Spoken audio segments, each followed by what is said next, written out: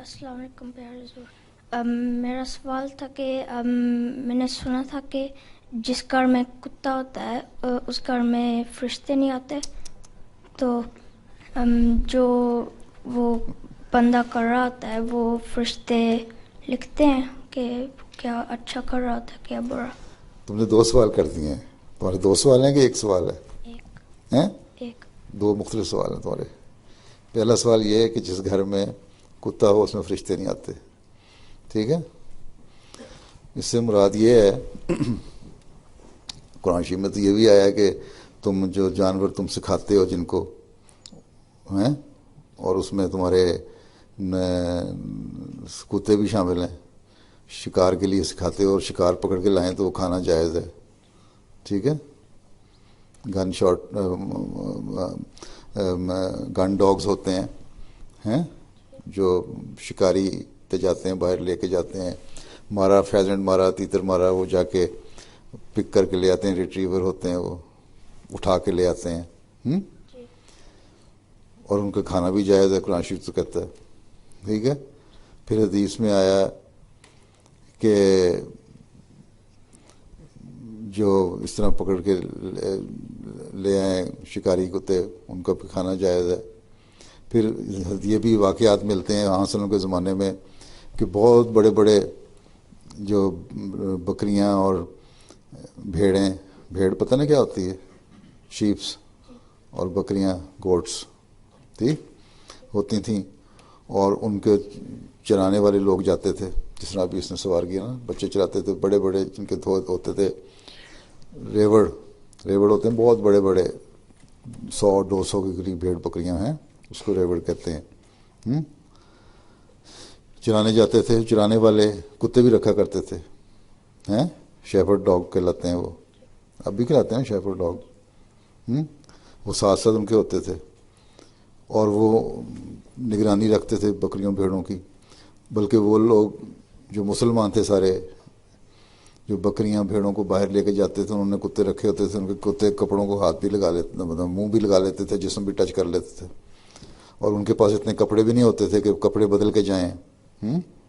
اسی طرح وہ مسجد میں آ کے نماز بھی پڑھ لیا کرتے تھے. تو نماز پڑھتے ہوئے تو اگر نیک آدمی ہو تو نماز پڑھتے ہوئے تو اللہ تعالیٰ کے قریب آدمی ہو جاتا ہے. فرشتے کیا چیز ہیں؟ ٹھیک ہے نا.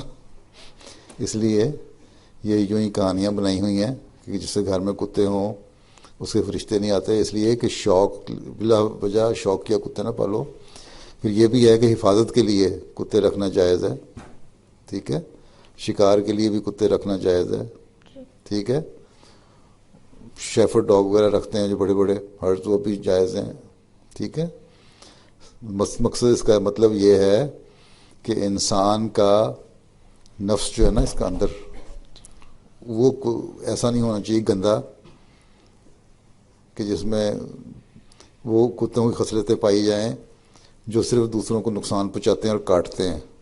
ٹھیک ہے، اگر تم نیک ہو اور کسی مقصد کے لیے کتے رکھے ہوئے تو کوئی حرج نہیں، گھر میں بھی رکھے ہوئے نا حفاظت کے لیے، حرج نہیں. لیکن یہ منع ہے کہ تم گھر کے اندر لے آؤ ان کو، باہر بناؤ پین اس میں رکھو، وہیں ان کو کھانا ڈالو، وہیں ان کو پانی دو. لیکن اگر گھر کے اندر لے آؤ، تمہارے صوفوں کے اوپر بیٹھ جائیں، تمہارے قالین پہ بیٹھ جائیں، تم جان نماز کی جو تمہاری ہے اس پہ جا کے بیٹھ جائیں، گند کرتے رہیں، گندے پیر لے کے آتے ہیں، وہ چیز غلط ہے. پھر ان میں بیماریاں بھی ہوتی ہیں کئی قسم کی، بال وغیرہ جھڑتے ہیں. اسی طرح بلیوں کے بال بھی جھڑتے ہیں، وہ بھی گند لے کے آتی ہیں تو وہ بھی غلط کرتے ہیں. تو وہاں سے گھر سے باہر رکھو تاکہ گھر کی صفائی رہے. باقی گھر میں رکھنے میں کوئی اگر کسی مقصد کے لیے رکھا ہوا ہے، لیکن اگر یوں اٹھا کے ہر وقت اپنی گود میں اٹھائی پھرو، جس طرح یہاں لوگ اٹھائے پھرتے ہیں اور ان کے منہ چومتے رہو، یہ چیزیں غلط ہیں. ٹھیک ہے، ہاں اپنا نفس، اپنا اندر، اپنا دل جو ہے وہ صاف رکھو. وہ ایسا نہیں ہونا چاہیے ایسے گندے کتے کی طرح جو ظاہر طور پہ بھی گندا ہو اور لوگوں کو بھی کاٹنے والا ہو. ٹھیک ہے، اس کی یہ مراد. دوسرا تمہارا سوال یہ تھا کہ فرشتے ہیں، دائیں اور بائیں 2 فرشتے بیٹھے ہوئے ہیں. ٹھیک، وہ تم اچھا اور برا کام کرو تو وہ لکھتے جاتے ہیں. ٹھیک ہے، وہ لکھتے جاتے ہیں، وہ جا کے نا مرنے کے بعد پیش کر دیں گے تمہارا حساب کتاب، بلکہ روزانہ کو روزانہ ہی پیش کر رہے ہیں، کس نے اچھے کام کیے کس نے برے کام کیے. ٹھیک، اس لیے تم اچھے کام کیا کر تاکہ تمہاری دائیں طرف بیٹھا ہوا فرشتہ جو ہے نا وہ اچھے اچھے کام ہی لکھا کرے. ٹھیک.